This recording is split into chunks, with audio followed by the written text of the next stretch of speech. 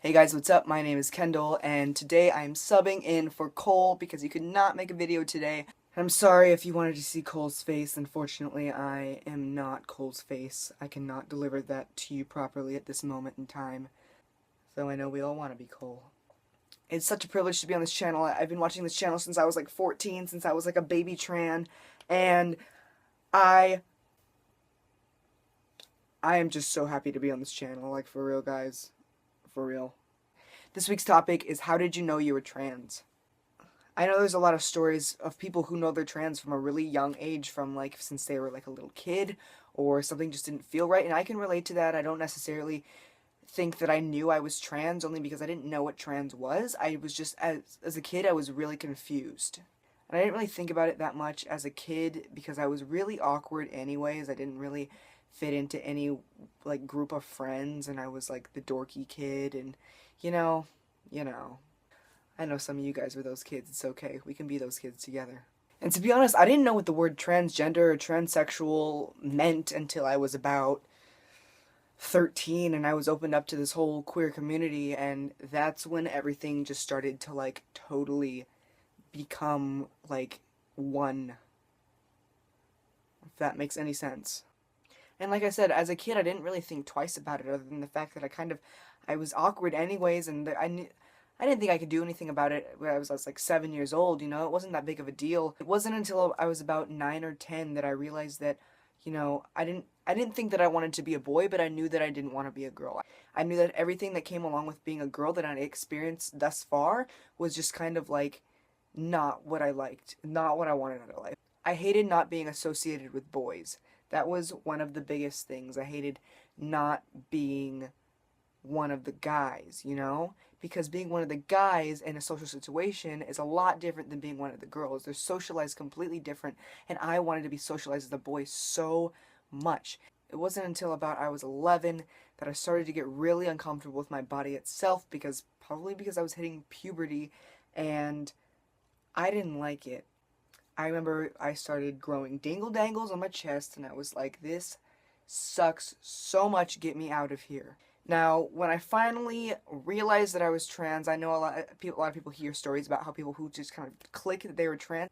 It didn't exactly happen like that for me. I started going to a queer youth center that met like 2 times a week, and I was introduced to a lot of different people of different genders, both trans and not trans, and that time was just such a learning time for me. At that time I identified as female and I identified as a lesbian, but in that like year and a half that I started going to that youth center, I was learning so much about the trans community, and one of my best friends was trans, and he had like taught me so much about things that I had never even thought of before, you know.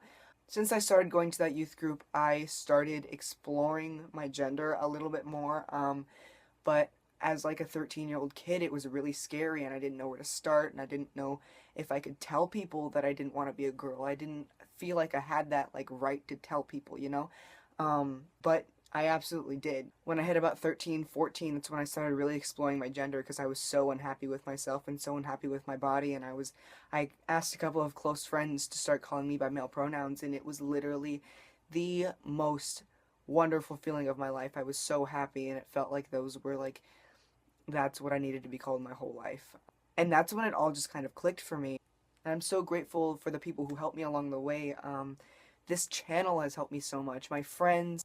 And when I finally decided to come out to my parents, my mom was so accepting, and she was okay with me seeing a therapist, and now I'm on T, and she has just been the most wonderful person about it. When I came out to her, she kind of knew that I was struggling internally with my, I don't think she thought it was my gender, but I definitely knew she thought I was struggling with something. She thought that sooner or later something would come up, and as soon as it did, as soon as I came out, she was like, I knew something was going on. But I mean, everyone's different. Not everyone's gonna just click like that. Not everyone finds out so easily or early. So I definitely just took a shower in the middle of recording this because my camera died. But I'm back.